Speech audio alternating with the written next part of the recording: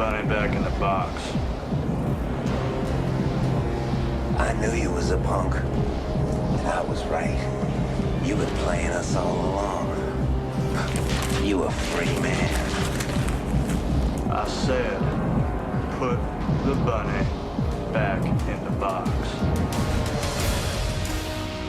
The Big O and Dukes Network presents Con Aircast with Blab and Big Stuff.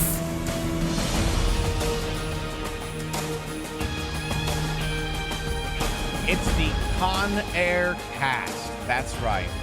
You heard correct. It's an entire podcast series devoted to one of the greatest films of all time, one of the most entertaining movies we've ever laid eyes on, and that is Con Air, starring, well, everybody. This podcast stars me, Chad Dukes, and, of course, my cohort here and executive producer, Mr. Drab T-Shirt. Hello, Drab. How are you? Hey, man, thanks for letting me be a part of this. Very excited. I know you are, and I'm excited that you're excited, and I think people are excited that we're excited. First, we should give a little context here. We announced this project for those that may be stumbling across this from wherever you are. We do we work at a radio station in Washington D.C., and we do a podcast called The Big O and Dukes Show, and so we got a little bit of a jump on promoting it to our listeners, which isn't that many, but it's probably more than a lot of other podcasts and things like that. Just because we used to do our show on the radio, so we had people follow us.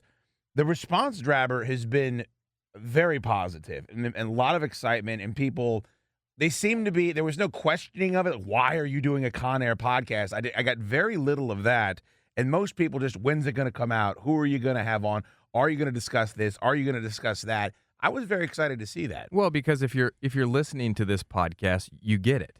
You get it. You know why we're doing a Con Air podcast. And a couple people asked me, are you mocking? No. Straight shoots. Why would we waste our time on a movie that we didn't like? It's a great point. I guess you could ask John Malkovich that, and we'll get to that. And you could maybe ask John Cusack that, because there's rumors there too. But we'll get to all that.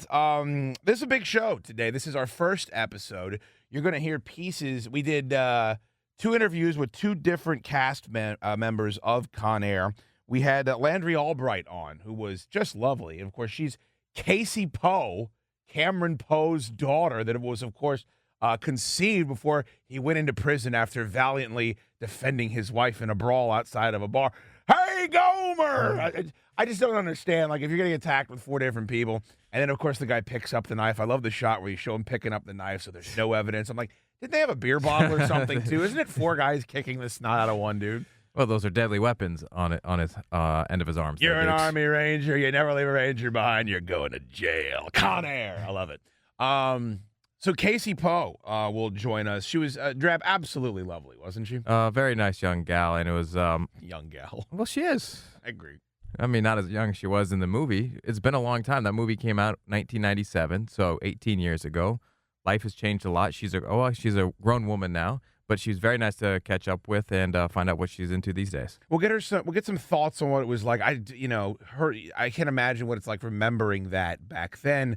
But she was nice. MC Gainey, who has been in, 2,000 movies. I mean, the guy has been in everything, including we're not good friends, but we're friends with the guys from Broken Lizard. We had Kevin Heffernan on the show, Steve Lemmy, Eric Stolhansky, Jay Chandrasekhar. All those guys have come on our show before. And MC Gainey is in Club Dread. He's in Beer Fest. He's in The Dukes of Hazzard remake. He played Sheriff Roscoe P. Coltrane in that.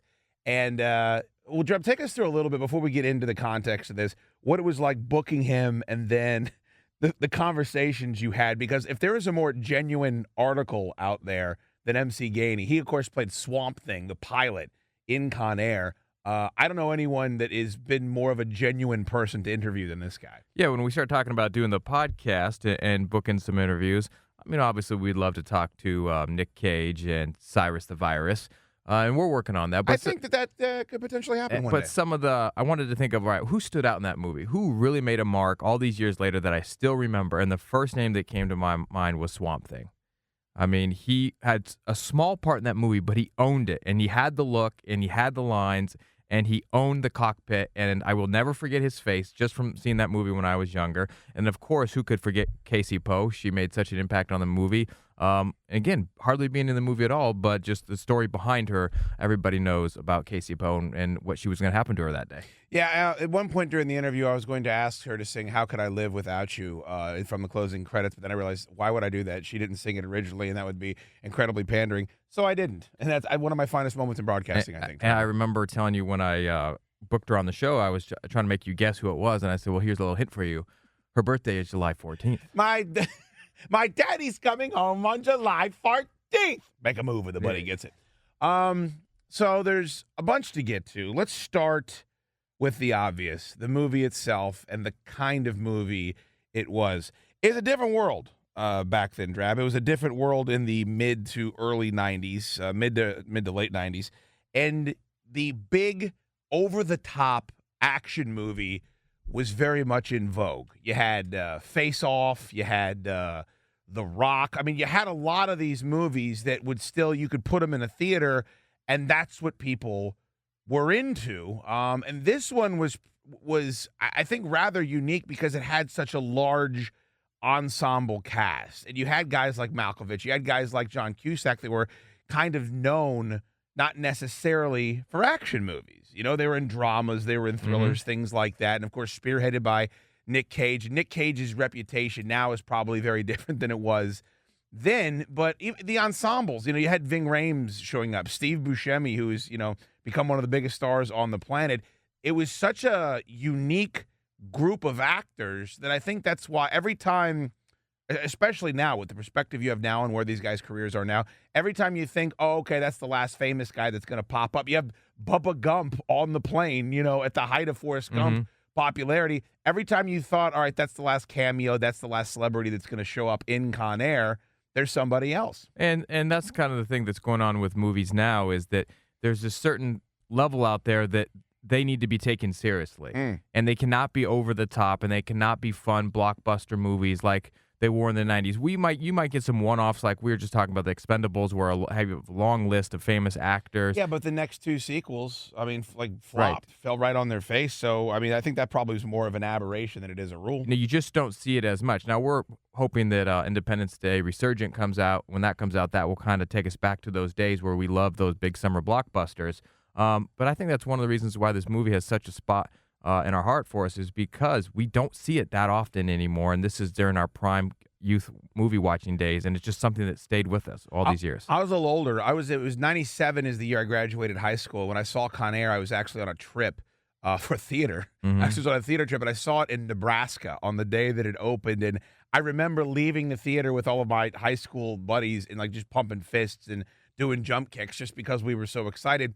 Why do you think, Drab, that we've moved from that type of blockbuster into the realm of if you don't have a cape or you don't have a lightsaber, you really can't get over in that huge summer blockbuster way? I mean, think of what all of our giant summer blockbuster movies now, they're either superheroes or they're Star Wars, and that's where we're at. Well, I think Batman Begins has a lot to do with that because when Batman was restarted once again, you had something that was once kind of corny, if that's the right word, and they had to make it dark and serious, and that was an action movie. So now the big buzz for action movies is it has to be taken seriously. There can't be over the top airs. There can't be anything wrong with the movie. You can't use your imagination at all. It has to be all right in front of you. This is what's happening, and it's gritty and dark, and people are getting murdered. But is the Avengers dark? But that's Iron Man guess dark? that's a comic book thing, so that kind of stands alone. But again, we don't see a lot of movies. Whenever a movie comes out that's like a big blockbuster, they get panned. That's true. There's a lot of animosity from the critics, I feel, for a lot of what you're discussing. And that's why I think the other direction we see action movies going in, Drab, is what you're talking about, that gritty kind of realism. Bourne, like the Bourne series, the new James Bond franchise. Like, they have to be, there can't be a plane filing with a belly full of shotguns and AK-47s that a bunch of prisoners, a motley crew of prisoners take over. They have a giant shootout in the desert, then land the plane on the Vegas Strip. Like, I guess people... And this sounds really weird because we're talking about superheroes and Jedi and all this nonsense. They have a more difficult time suspending belief if we're led to believe it's a real scenario. Does that make sense? I do. Now, San Andreas was one of the most popular movies of the year, and that's kind of in the same vein as of Con Air. I didn't even see it. I had no desire to see it. It's pretty good. It is? I liked it. Okay. But it's kind of over the top, obviously over the top. Yeah, but the Rock now has become, I would say, the signature action hero. Like, I would say that it's the he Rock stands alone, yeah. and everyone else, right? Absolutely. Every franchise he touches turns to gold now, which wasn't always the case. When he was making Walking Tall, when he was making The Rundown, nobody was looking for him. No. I mean, that was a long process for him. Doom. I mean, Doom's a terrible. I like it, but it's a terrible movie. Now, Con Air is wild because there needs to be so much suspension of disbelief, and then there's also, I think they do a great job, Drab. Like Cole Meany, I think I said his name correctly. Chief O'Brien from Star Trek: The Next Generation, has his back and forth with Cusack, Agent Larkin. It's so over the top, and they're screaming at each other immediately, and I just love that so much. I just feel like the dialogue like that, nobody has the ability anymore to sit in the theater and just enjoy that being a subplot for the rest of this film. And it has to be gritty, real dialogue. It can't just be this fun, popcorny, bombastic screaming matches. It's just little things like that flew back then, pardon the pun, that I don't think would fly now. That is actually one of the most underrated aspects of that movie is the relationship between Malloy and Larkin. Yeah, absolutely. She sure is beautiful. Hey, beautiful. Sunsets are beautiful. Newborn babies are beautiful. This is fucking spectacular. Duncan, this is Vince Larkin. He's overseeing the transpo. Vince, Duncan Malloy, DEA. Nice to meet you. I'm sure we're gonna have a good time working on this together. They're so annoying to each other. Sunsets are beautiful. Larkin smirks and walks away like it was no big deal as he runs back to the helicopter. Well, I like how Malloy isn't pissed off at the end when he finds out that his car has been demolished and dragged behind the jailbird. Right. Which is one of my favorite parts. When you talk about the reaction to it, I oftentimes say this to people about Con Air. I said, if you showed it now, like if you showed it to like a 19-year-old, what would their reaction be? I mean, would they make it through an hour of it? Is it something that you think that people that weren't exposed to it when it was out can still find value in? Because I found the term dated doesn't apply because the special effects are still great. There's explosions. The action is still top notch, in my opinion. But just the way that the film is shot and the way that it comes across, do you think that younger people would enjoy it as much as we did? I would say no. First of all, a lot of these guys, famous actors in this movie, I mean, do 12-year-olds care about Nick Cage? I don't think so. But you and I did because he was in every single blockbuster when we were young. So I don't think the special effects hold up as much anymore just because there's such an advancement in technique and CGI. You can cut like the gauntlet at the end of the movie at Lerner Airfield. Some of those explosions are just so way over the top and canned. For us, at that time, it was amazing. When they had all the propane tanks turned on? The propane, yeah. I mean, some of that I was like, all right. It doesn't quite hold up as much as it probably some other movies did, but for us, it still holds a very special place in our heart because it was real at the time, and it was advanced then. Would they shoot the plane down? Remember at the end with the helicopters, and for whatever reason they're like using the miniguns to shoot the plane. Like, if you've made the decision to shoot the plane down, why aren't you hitting it with a rocket and just ending the whole thing? Let's take him out, Larkin. Not yet! Fire! God damn it, Malloy! Cease fire! Get up here! What are we waiting for? That is my plane! You got it, Agent Malloy? You with me? Or do you need me to draw it in crayon, like usual?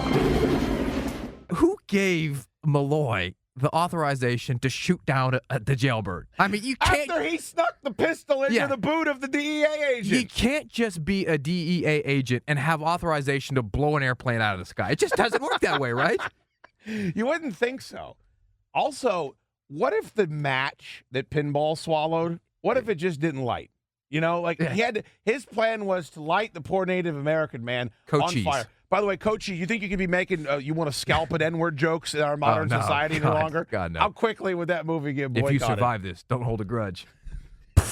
He says, I believe he says, the last Mohican is burning, man. And then he gets up, and then he's the one. So the plan was you set him on fire. You have to then pickpocket the keys, then get over there and let both Cyrus the Virus and Diamond Dog out. Like, that's the big plan? It works. Somehow everything worked out for him. I love the fact that Well, not everything, clearly, but well, I mean, there are lots of people to get control of the plane.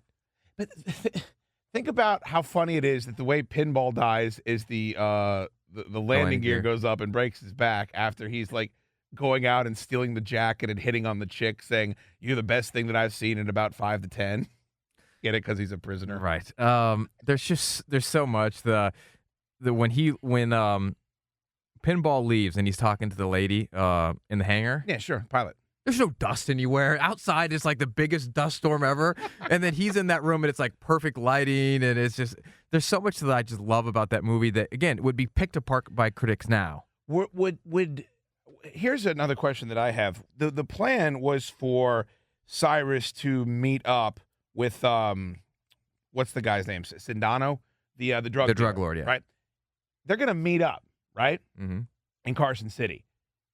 It's a tiny plane, like it's a Gulfstream.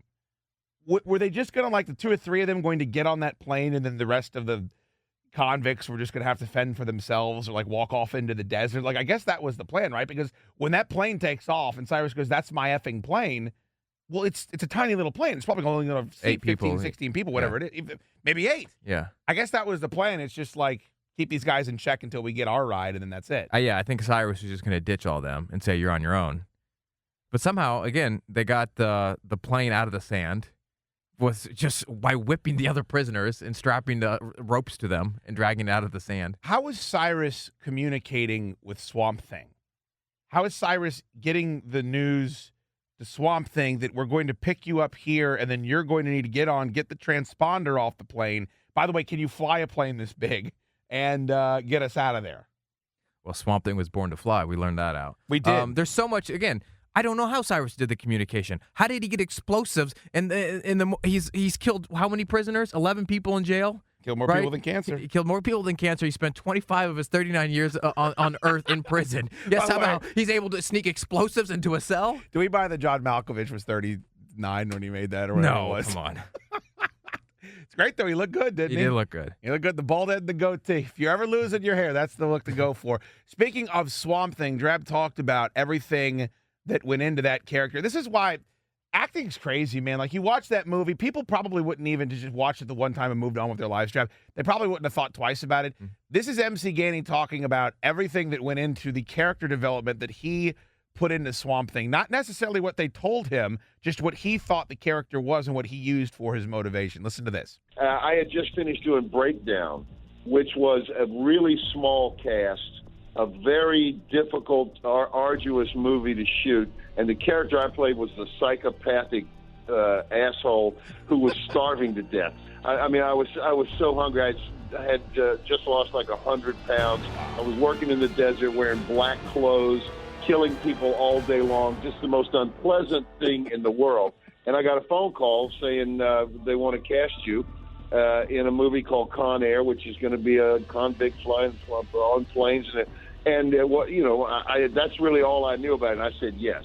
I didn't even read the script. I said, absolutely, Jerry Bruckheimer, this is going to be fun, because I'd always heard that working for Jerry was a lot of fun. So because of the character I had played just before that I didn't really want to be a bad guy. Right. And I just wanted to do something different. So I began to think about it. I said, he was recruited by Cyrus the Virus because he could fly the plane, not brought in to kill anybody, not brought in for any pathological sort of situation. He's brought in because he can fly the plane.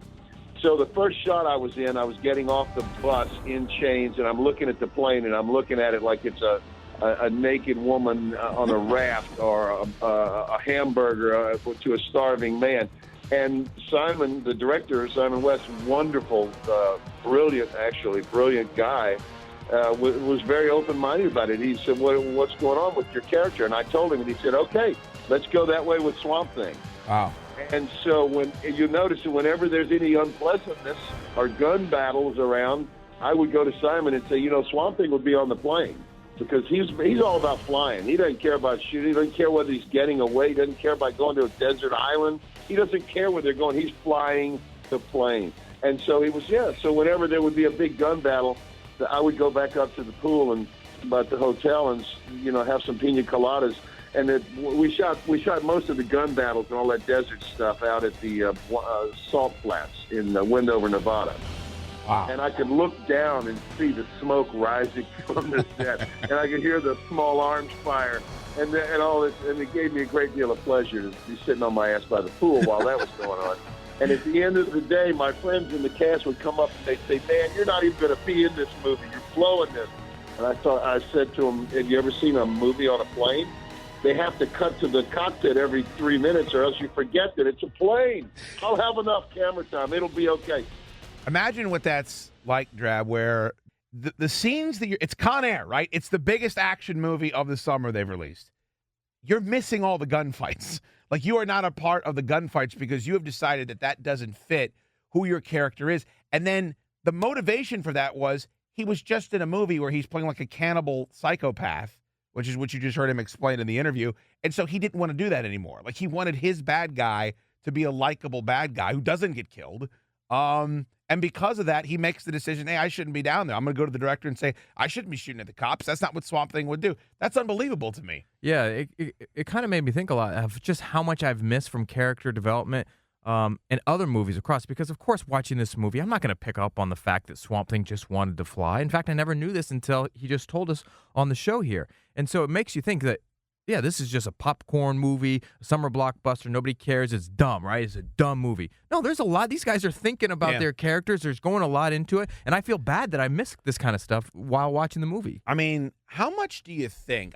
I don't know how you would qualify or quantify it, but what he's just describing there. Some of these characters, I remember we were interviewing John Voight once, and I was talking to John Voight about the movie Heat, which Danny Trejo is in. And his character in Heat, Drab, literally is in, I think, 3 scenes, and he's just the guy that gives Robert De Niro's character, the contracts, the jobs to go out and rob things. And he gave a backstory of how this guy's a weightlifter, and he used to be really big, and now his hips are blown out, and that's why he's kind of in this house, and he can't move all that well. And how much do you think, I wish we could figure out a way to qualify or quantify how much that affects the performance, how much that makes these characters that kind of, even almost subliminally throughout the course of a movie, make you feel a certain way about that movie. Because I think that happens all the time. I think that when there's a really good ensemble cast, characters can do such a good job that maybe you don't even notice it, but your overall perception of the movie increases. Like, your enjoyment of it increases because of what they did. I wish we could measure that somehow. Yeah, and I think just in Con Air alone, with the other convicts, there's so much behind them that they probably have great backstories. I mean, they told the Diamond Dog story, right? He blew up the NRA. I mean, just imagine his backstory and for the reason he's behaving the way he is on the plane. He explained a little bit, yeah, I'll just pretend to be Cyrus's little bitch here until the time is right, basically what he said. But he had an amazing backstory. Well, he had his own agenda. Yeah, he was doing his own thing completely on that show, and we just got a little snippet of that as well. Yeehaw! What's on your mind, hillbilly? What was I thinking about? Oh, yeah, yeehaw, that's right. I was just wondering what a black militant, that would be you, was doing taking orders from a white boy on a power trip. Don't you think that's strange? It's a means to an end, my white friend. A means to an end. That's actually really smart movie making. It's like, this guy's like a black nationalist. Like, he, sounds like he hates white people, and he's taking orders from this guy that's, a white dude that's been incarcerated. That's a racist. Why would that be? Is John Malkovich a racist? Well, remember he calls Cyrus the Virus? He calls Pinhead a crackhead N-word, and Pinhead says, "Did you mean all that?" Oh, he says skinny Negro crackhead or whatever. Yeah, but there's a lot of. There wasn't as much. They're prisoners.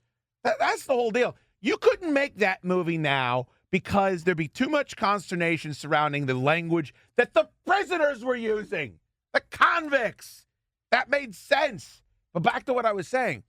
Nick Cage actually injecting that into Diamond Dog's character, you figure out, okay, this is why. This guy's got his own agenda. They took the time to do that other than he's just a stooge working on Cyrus the Virus's payroll. Speaking of Cyrus the Virus, MC Gainey also said this, and this is something that kind of, I don't know, flies in the face of everything I just said about, wow, these guys are really into these roles and they need to develop backstory. Apparently, Malkovich hated it. Hated being on set, didn't like the whole concept, and that still did not dissuade him from quote unquote stealing the movie. Listen to MC Gainey talking about Cyrus the Virus and whether or not he enjoyed the process. And Malkovich, who badmouthed the picture all the way through, he badmouthed the process. He talked about it like it was just so cheesy and everything else, and yet he stole the movie. Yeah. I saw the movie. I was like, this guy's pissing and moaning all the time, and yet his character is toweringly evil. Do you think he feels differently about the movie now, MC? Because I wrote all that, and I was like, wow, this is a fun movie. I enjoyed it so much in the movie theater. It's just a wonderful summer blockbuster and so many great different things happening in it. Do you think he was able to get over some of that? Because that always depressed me, because I agree with you. He was the guy that was kind of towering over everything in that film. Oh, yeah. No, he stole the movie in some respects. I really thought it was amazing.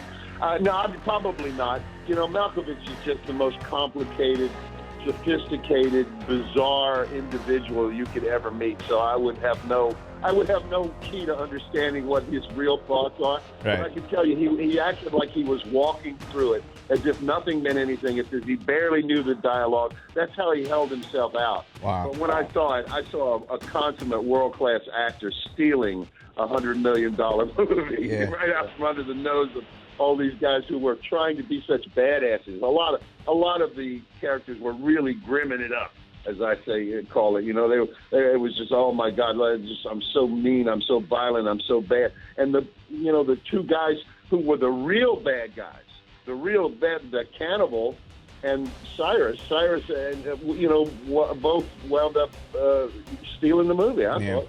So for those. We were just discussing, Drab, how, wow, all this thought goes into the backstory of Swamp Thing. Wow, John Voight and Heat putting all this thought into the backstory of his character.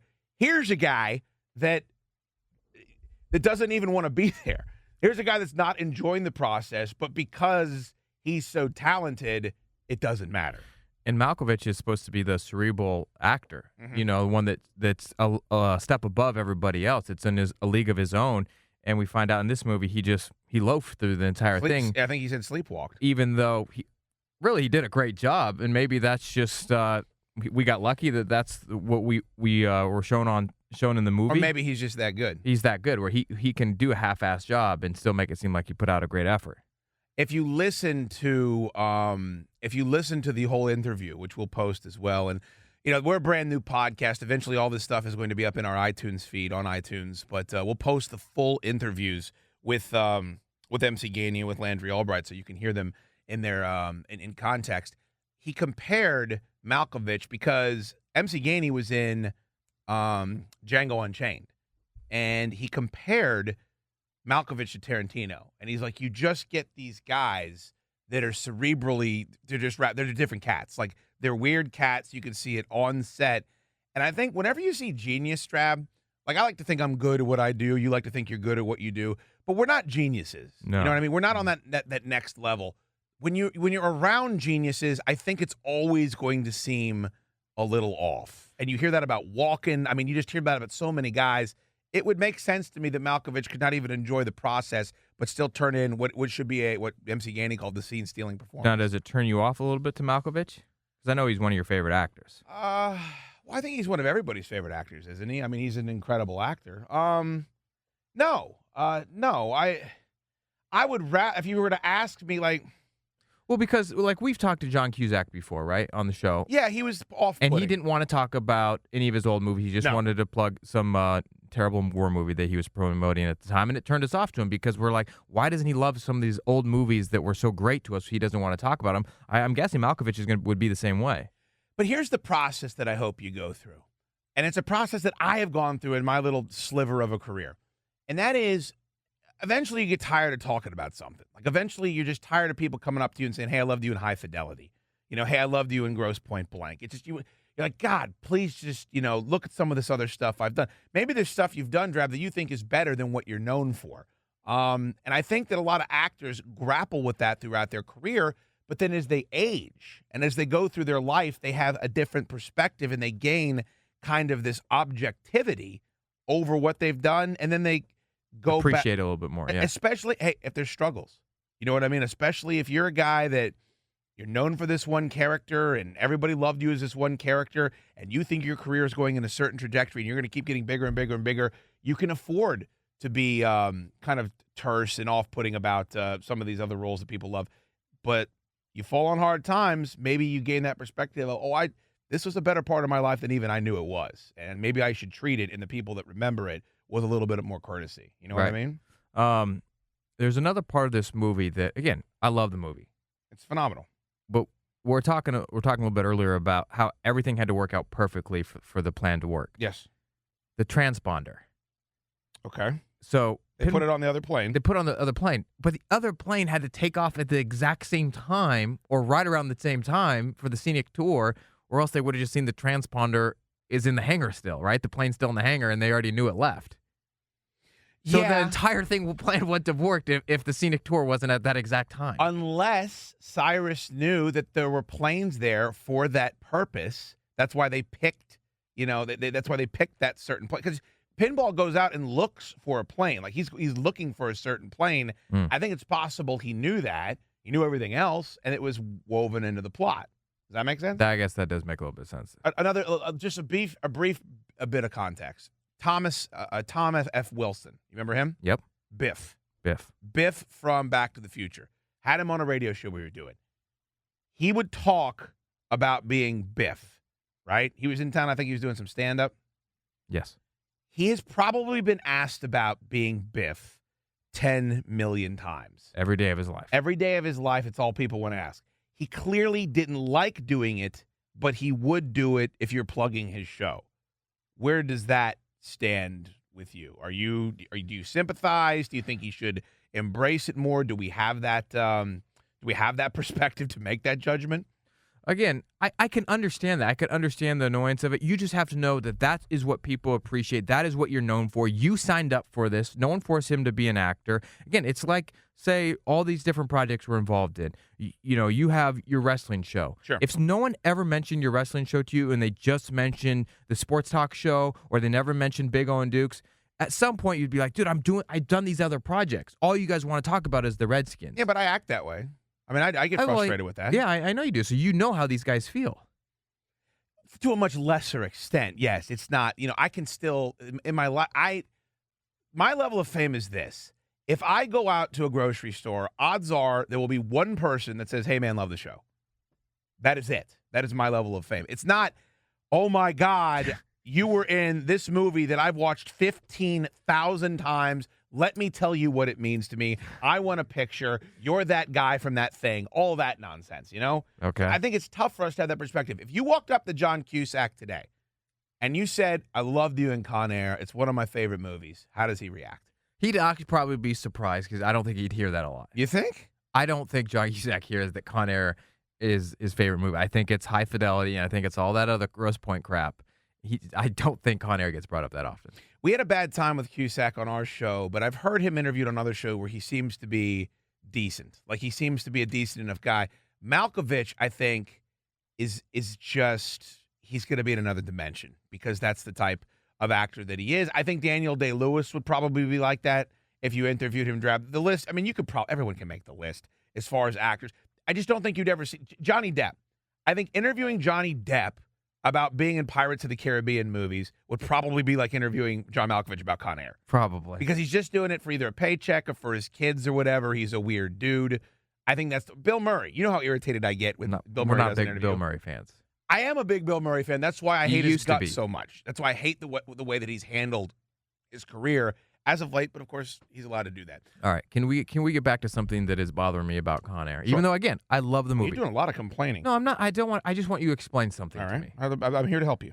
All right. So Larkin sees the drug lord leaving in the plane, right? Mm-hmm. He jumps in the crane and he lowers it and knocks the tail off. By the way, plane. wearing moccasins. Yeah. Like Birkenstocks or something. Go back and look at the shoes that John Cusack is wearing. Hey, we need to do a whole episode on John Cusack's giant beige suit. You realize that, Yeah, right? we do. We haven't could do devoted 60. We could do 60 minutes on that big rumpled boxy suit and the moccasins that he's wearing. I'm sorry, continue. How does he go unnoticed? He knocks the tail off the plane crashes. Well, no, it happens. Well, he's also sprinting like out in Yes. the open from what it looks like. Everyone's out in the open. Nobody sees him? Nobody says anything like, whoa, who just knocked the tail off the plane? All that happens is Cyrus the Virus goes over to the drug lord who's climbing out of the plane, and he goes, I was picking you up, and he goes, Sai, Anara. And then whatever says, who just knocked the tail off the plane? Why would Sindano go Sai and not say Russ? Why would he just go Sai? Anara. Cyrus, help me! Looks like you missed your connection. We were coming to get you. Please. Sai. Anara.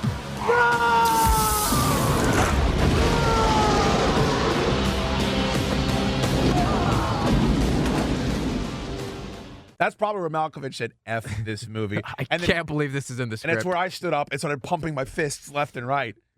I don't know. That's a good question. That bothered me about that. I mean, he drives up to the airfield in a Corvette, and then nobody sees a big silver Corvette. Hey, he beat the jailbird. He needed something fast. Hooray for the sounds of effing silence when the guy puts the silencer on his gun and holds it up to. We haven't talked about Nick Cage at all. Nick Cage's Southern accent. If he's not doing that the whole movie, Drab, I don't have as much fun. That needs to be said right now. Hummingbird, what he does, and it's everyone gives. I feel like the definitive bad movie accent that people like to bitch about is the fact that Kevin Costner and Robin Hood, Prince of Thieves did not attempt a British accent. And I think I remember reading an interview where he said, I can't do a British accent, so I'm not going to sit here and do one. It's going to sound stupid. So it didn't take me out of the movie at all. I enjoyed it. Would you have rather him just been Nick Cage, or do you like the fact that he attempted that atrocious accent? Well, he didn't have to have the Southern accent. Like, that wasn't important to the movie. Well, that's where they were from. Okay, well, put him from West Virginia. You know what I'm saying? Like, it wasn't so important to the movie. That's who Cameron Poe is. That's that character. Perhaps they fleshed it out before they even cast Nick Cage. Dearest Tricia, I think of you always. Your smile, your laugh. I'm not angry. The blame's gotta fall on me. I am, however, torn apart when I think that I won't be there to see our child come into the world, cradled in your arms, and her first smile. I got your package. Those pink coconut things have made me quite popular. Met a guy just the other day, Baby-O. He sure does love him. There is a character in the movie that didn't make a lot. So, I don't even know her name. There was like some sexy blonde that was working next to Larkin. Oh, yeah, she was like the secretary. Why was she kept in the movie? But he clearly wanted to have sex with her, but they never developed her at all. I think you wanted to have sex with her. Well, no, it was one of those things. I'm like, all right, well, they're devoting a little bit of time to her, but she doesn't play any importance to the movie. Because there was no women in the movie. They had to have women in the movie because there's Casey Poe, and then there's Cameron Poe's wife, and then there's there's Guard Bishop. Is that why they had to fly her in to meet Larkin? So Trisha they could Poe, be by the way. Trisha Poe to meet Larkin. Where did she come from? Because they flew her in because they realized that. Don't you remember? He asks her that. Yeah, I know. He says he got on the plane. He's got a daughter. I'm just trying to figure out why that is. And that's when they figure out, he's got a reason to be on the plane. And that's because Baby-O's insulin needles got smashed all over the floor. What I'm saying is, why not ask her that over the phone? Because there's a crisis on their hands. They got to bring the people in. That plane could fly into the Drab. This was before 9/11. The plane could fly into the side of the building. Anything could have taken place. You're right about that. All right, come on, get a hold of yourself. I shouldn't need to explain these things to you. We interviewed. Speaking of Casey Poe, we interviewed Landry Albright, and I asked her, and I think I even prefaced it by saying, "I'm going to ask you the hack question that I'm sure you get asked all the time. Did you keep the bunny?" Drab, if there is one thing that if you say Con Air will get said back to you, it's put some variation. A lot of people like to butcher the quote.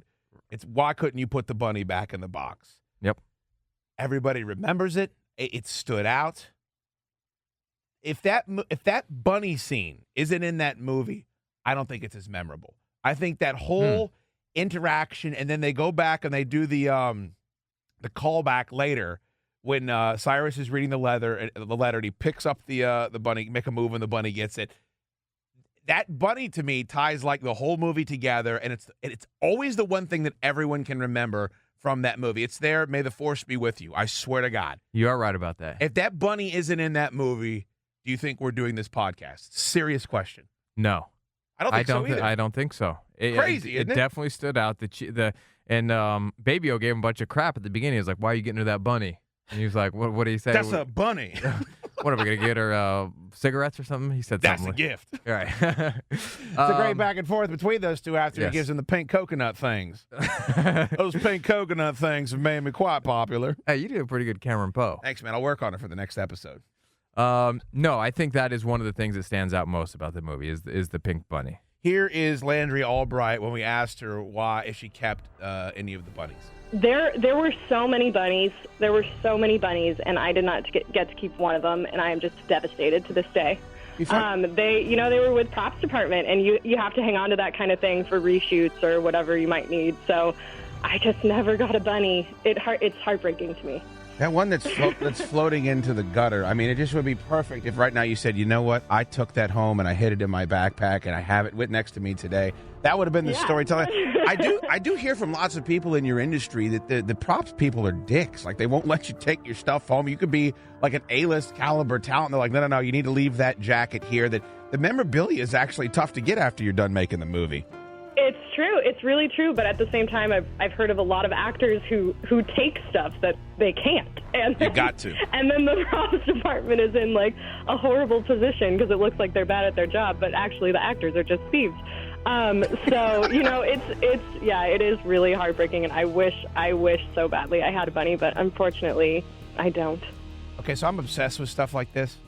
Movie props, Strab, like stuff that actually was in movies that I love, I'm obsessed with.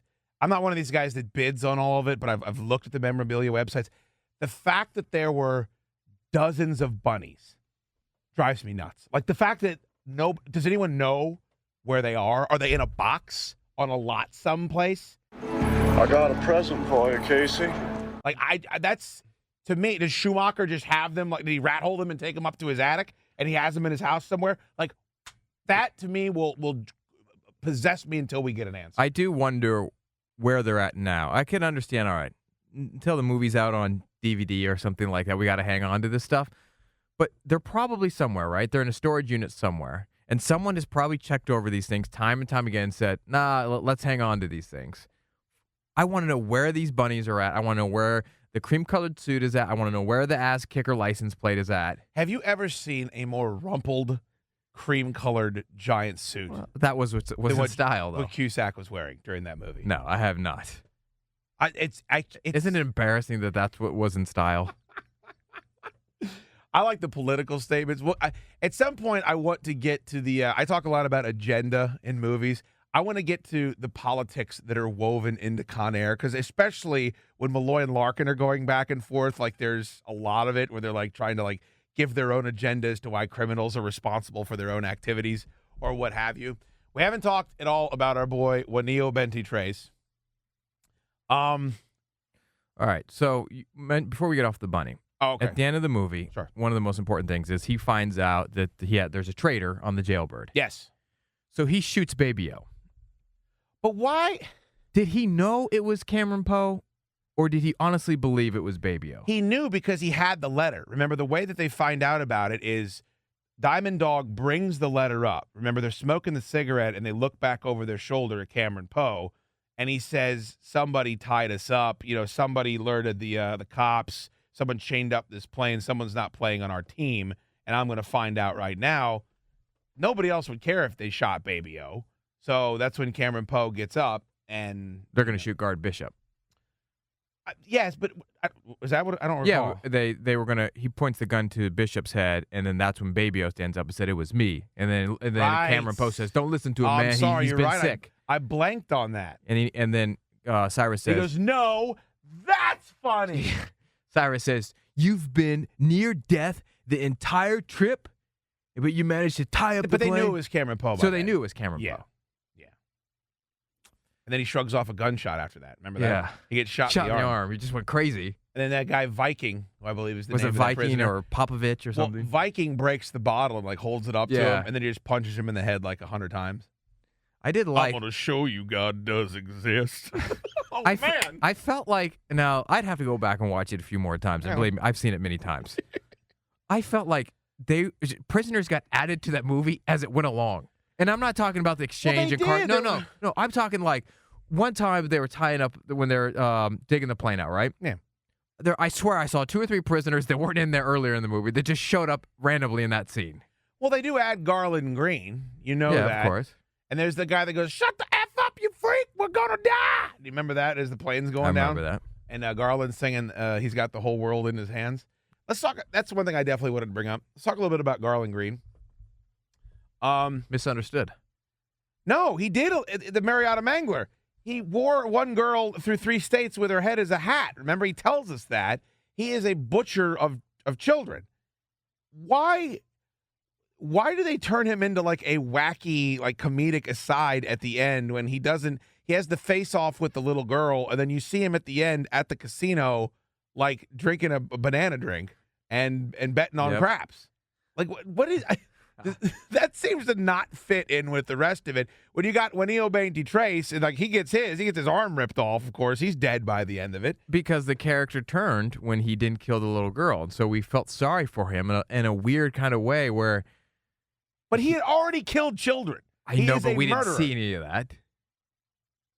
You think it was just a Hannibal Lecter vibe, that it was like, the 90s and he had the face thing, and like that's just what it was supposed to be? I have read some theories that the little girl didn't exist and that was just like in his head. Because of course he would have killed the little girl. Well, also it would have been very odd if that little girl was there having a tea party and he could just sit down with her in the backyard and like no parents would come out. And, in the middle of nowhere. And then he gets back on the plane. Yeah. That's interesting. With the Barbie. I never thought about that. That is a great theory. Did you hear the theory about Total Recall where at the very end, apparently the sun rises at the very end and it makes you think that that's Quaid waking up at Recall and that the whole thing was just his memory implant? Really? Yeah. I'm going to have to do a Total Recall podcast. Well, it could all be under the veil of the Con Air cast, I think. We can do that for sure. Yeah. Casey Poe, of course, Landry Albright, she also talked about working on set as a kid, especially when your father is going to be Nicolas Cage. I think I was actually 6 when I shot it. Wow. And I remember about as much as you probably remember when you were 6. Nothing. It's not too much, but I definitely remember because there was a ton that was out of the ordinary of my normal life. Like I got to stay up until 1 a.m. shooting that final scene, and that was like the coolest thing ever. Yeah. As opposed to all of the things that were actually cool about that situation. And I remember, getting on a plane and listening to Rinaldi do an Elmo impression because I sat next to him the whole time and thought it was like the most fun thing in the world. I remember when you're a child actor, you have to do schooling on set. It's a law that you have to do about, I think it's 3 hours a day of schooling. And I remember doing that. We stayed in the Hard Rock Hotel, and I remember doing that in the cabana outside next to the pool and doing my schooling and thinking that was pretty nifty. So yeah, it was fun. I remember running into Nicolas Cage for the first time and meeting him in an elevator, and my mom introducing him as his daughter, and that was that was a little bit awkward and fun. But yeah, it's I don't remember some of the details I would remember about things I film now. It was just kind of like I was the only kid on set, and I was running around with a bunch of these people that I had no idea how amazing they were. And I think that was awesome because I didn't freak out meeting them. It was just like meeting any other adult. I like how people do this too. I hate people, right? Of course. They're the worst. They're the worst. Nick Cage is not getting booked the same way he was, right? No. A lot of his movies straight to DVD. I've seen his movies go straight on demand, stuff like that, right? I believe he had a straight to DVD movie this year. Nick Cage is a movie star, right? The biggest. I would say Nick Cage is one of the biggest movie stars. Until the day he dies, he's an A-lister. Right? It doesn't matter if he ever puts out another movie. His resume is complete. I just love that people want to, now they want to treat Nick Cage as like a punchline or something. What are you talking about? First of all, his name goes at the top of every movie he's in, right? It's like his name, then the movie he's in, wherever it comes out. Agreed. He's lived an unbelievable life. He's had multiple franchises that were successful. Billions and billions of dollars have been spent to go see his movies. That's who Nick Cage is. So that's something that needs to be taken into account when everybody feels like because what I think happens, Drab, is they want to believe at some point that they can put someone that's accomplished more than them in their place. They believe they're on the same level. And you know who talks about this? Do you know that I'm an Adam Carolla fan? I've heard that. There's this thing that he has happened to him, and I've had this happen to me too, to a lesser extent, of course, where someone will come up and go, "You don't remember my name, do you? Of course not. You don't remember where we met, do you?" And his theory is because for that 15 seconds where you're sitting there squirming, that person's above you. That person has power over you, and subconsciously that's why they do it.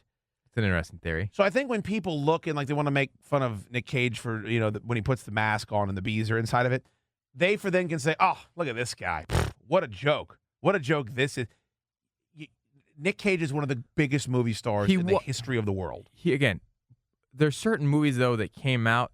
When The Wicker Man came out, I think that ruined his career, more or less. Because it was one of the biggest pan movies of all time. Would you say ruined his career? Well, he's got $1 billion.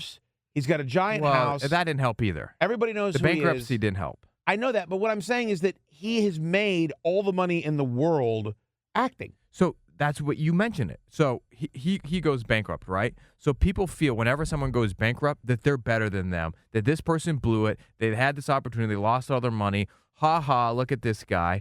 Now that is why people don't respect Nick Cage the way I guess they used to, or he's not as big of a hit in the movies as he used to be. Okay, but Nick Cage is a huge comic book fan, right? Right. Big. Ghost Rider didn't work out. Okay, but he's a big Ghost Rider fan. He got to make 2 Ghost Rider movies. I like You know what I mean? I just don't understand that if his career isn't what it once was, or something happened to his money, that doesn't negate everything that came before. And this is the argument that we always have about tarnishing the legacy. When people in this, we do the show here from Washington, D.C., but when people around the country talk about Michael Jordan going to the Washington Wizards, what do they say, Drab? What do they say universally? That he was terrible. That he tarnished his legacy. Yeah. I got to, as a Wizards and a Michael Jordan fan, go to the Verizon Center and watch Michael Jordan score 40 points for my team. I watched that with my own eyes. First of all, he can do whatever he wants. Trust and believe he's earned the right. Trust and believe that has nothing to do with the 6 rings that he's currently wearing around anywhere that he wants to. So that's what I get upset with when we as a society look at a guy and then if he's not where he once was in his career, because, hey, it happens to everyone, unless you're Clint Eastwood or Jack Nicholson, you're one of these guys that's able to just stay on top your entire career. God bless you. We somehow think lesser of what they've accomplished previously in their career, which I think is stupid. No, he's made some good movies. He was good in Kick-Ass. He was good in the Drug Lord movie. What was that called? Lord of War. Lord of War. I like National Treasure. Call me a rube.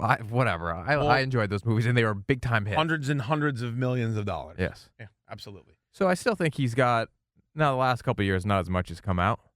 Okay, but the reason why I brought this up, I believe Left Behind was a big bomb. Is there any chance that he's in a state in his career where he would come on this show and he would talk to us about Con Air? Well, we're certainly going to try, and we are trying. Oh, we are? Oh, yeah, we're definitely trying. I think I have faith in Nick Cage. There's something charming about him. I agree. And there's something about me that says he would like to talk about his old stuff. There's 2 stars in Hollywood that I am convinced are really good dudes. I am convinced that they're good people, and if they're not, I would be absolutely devastated. There's plenty of stars where I'm like, if that guy was a douchebag when I met him, I would not be, A, would not be shocked, and B, it wouldn't change my opinion of them. So is Nick Cage one of those Nick two Cage, dudes? Kevin Costner. Those are the 2 guys I am positive are solid dudes. What do you think of that?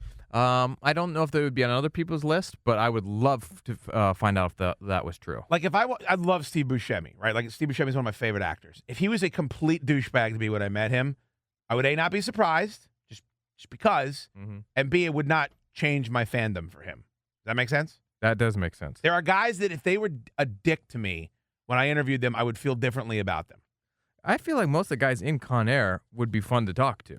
Well, MC Ganey was. MC Ganey was great. Obviously, Landry Albright was great. We know Danny Trejo. We've talked to him before. Dave Chappelle would probably be a great interview. Malkovich is the only one on there that I would have question marks about if we actually interviewed him talking about Con Air, how it would go. Well, Nick Chinlund is the guy, and that's Billy Bedlam, by the way. I would love to talk to him about being Billy Bedlam because, to me, that fight scene, like, not enough people talk about that. That's one of the most unique fight scenes probably in movies. Appears the United States Parole Commission that...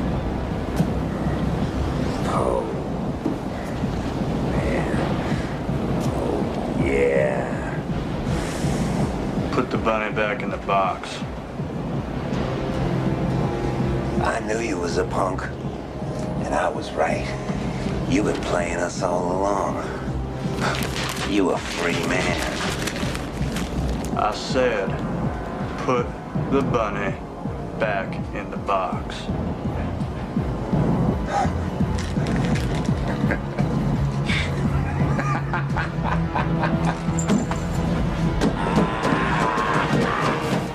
Why was Billy Bedlam so upset that Nick Cage wasn't a lifer? It's like, you're not a convict, you a free man. Like, I got to kill you now. Why would he have to kill him because of that? I don't know. Because he hadn't tied up the plane yet. You know what I mean? He hadn't done anything yet. I don't know. I feel like Billy Bedlam was one of these guys that we're supposed to be so scared of, right? He was in the cage. Cage looks good on you, Nick Cage said at the beginning. If we let you out, Billy, are you going to play nice? Probably not. He was such a minor part of that movie, though. I felt like he didn't get enough screen time and that he was so scary. I felt like he probably could have been second or third in command of this whole... He was. He was. He was one of the big three. Here, but he didn't get as much story behind him as the other guys got. What are you talking about? He got the big entrance. He got the big cell where they explained it all to us. Yeah. He's in the cockpit, like when they're talking about, the decision-making processes. And then he's the one that figures out. But he's not a part of the plan. But he figures out Cameron Poe, there's something off about him before everybody else does. Like, he's on to him before everyone else is. Well, that's why he goes into the bed of the plane. Remember, it said when after Vic Rames comes up with the glasses, he goes, "Those are my shades, the Monel sister men." Right. That's when he decides to go down into the bottom and figure out who Cameron Poe is. You know how I knew Garland Green was a good guy is when... He's not a good guy. No, he is a good guy. When he knew that Cameron Poe went downstairs, 2 went down, 1 came up. Yeah. And he didn't say anything. Yeah. Well, my fault. He kept his mouth shut. How about when he goes, "Pain for that gentleman hurts"? Like, I love when he's giving all the psychoanalysis of everybody. It's my daughter's birthday, so you can feel free to not talk right now. I love that. Well, this has been a tremendous success, Strab. I think what we ought to do is this. We're just scratching the surface. There's so much more. And you know what? I got to give credit to you. First of all, great job booking the guests. Wonderful interviews. It was your idea to turn this from a one-off, which would be much easier and make my life less stressful, into a series. And that's something you should be lauded for. Thank you, Chad. You're absolutely welcome. People demanded it. They really have. The response has been incredible. But I'd like to do this, Drab. What do you think? We have a Facebook. We have a Twitter. Twitter.com/ConAirCast. Facebook.com/ConAirCast. Go there. Send us a tweet. Send us a message. What's something you'd like to hear discussed? Who would you like to hear on the show? I think these are all, and if you get 100 people say Nick Cage, look, trust me, we're working on getting Nick Cage on the show. But if there's other little characters that maybe you thought, like what we said with Swamp Thing, which stood out to us in Swamp Thing, I'm sure people that watched that movie, Drab, there's so many people in it, had other characters stand out to them and say, I'd like to hear from this guy, from this girl, whatever. And we barely touched, maybe a quarter of the things that happen in this movie. I mean, there's a whole ending that we didn't even mention. Oh, we haven't even gotten into. I mean, I want to do a whole episode on the end of Con Air. And you understand? They crash the plane on the strip. The vehicle they escape in is a fire truck. Somehow Larkin, how does Cameron Poe, as far as they know, he is a criminal. He gets a police motorcycle. Larkin gets the police motorcycle. How's he an action hero? They chased, I don't know. And then Cyrus goes through power lines. Somehow there is a pile driver that he's laying on. They're supposed to shoot down the plane. They don't shoot down the plane because he's going to land at McCarran Airport, right? And nobody dies. Nobody dies when it lands on the strip. And he just says, screw it, I'm going to land on the strip. And then they still didn't shoot it down, and they just put everyone's lives in jeopardy. Now the loss of life will be astronomical, Larkin. All right, we got to do that. There's so much. We didn't touch anything about Danny Trejo. We didn't get to anything, Draft. We didn't. It's all right. It's only hour 1. Do an hour show. I mean, it's a little bit over an hour. I think you do an hour show on Con Air. You think you can get to it all, but you can't. All right, so spread the word. Let people know that this is a real show and that we're not joking and that we are fans. That Con Air Cast on Twitter, on Facebook.com/ConAircast. And once we are up and running on iTunes, whenever you are hearing this, make sure you subscribe and review and 5-star and write something nice, and we would appreciate it. And until next time, convicts, we missed our window. Now the civilian casualties will be enormous. Sigh. Anara.